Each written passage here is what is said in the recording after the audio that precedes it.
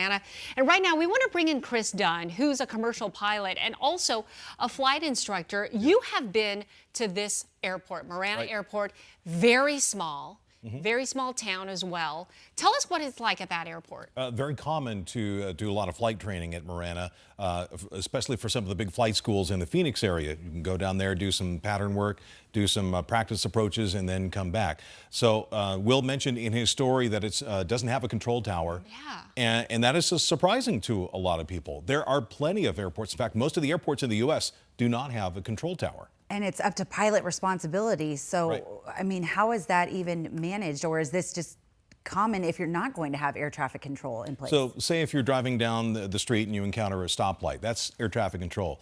If you come to a four-way intersection, that's kind of the equivalent of a non-towered field. So it's up to the pilots to figure out how to enter the structured pattern around the airport. And by the way, most of the mid-air collisions happen in the airport environment in day VFR conditions or good weather conditions, such as like we had today. Yeah, okay, so again, still so many questions here, but what do you think the investigators will be looking for?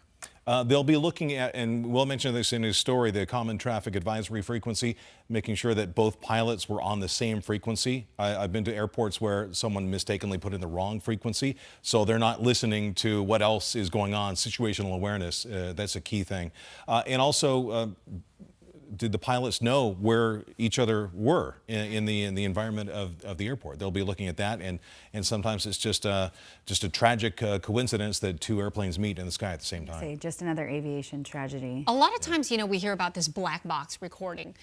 Do these smaller aircrafts, these single-engine aircrafts, do they have that? No, typically not. It's not a requirement, and most of the small airplanes like that don't have that. But they do have ADS-B, which is automatic dependent surveillance broadcast, kind of a radar tracking type of mechanism in the transponder. So hopefully that will lend, you know, some answers as to what possibly could have happened. Yeah, it just has a minimal amount of data. It doesn't have all the data points that, like you would have with the black box or the flight data recorder. Okay, interesting. Chris, we appreciate your insight again this week. Thank you.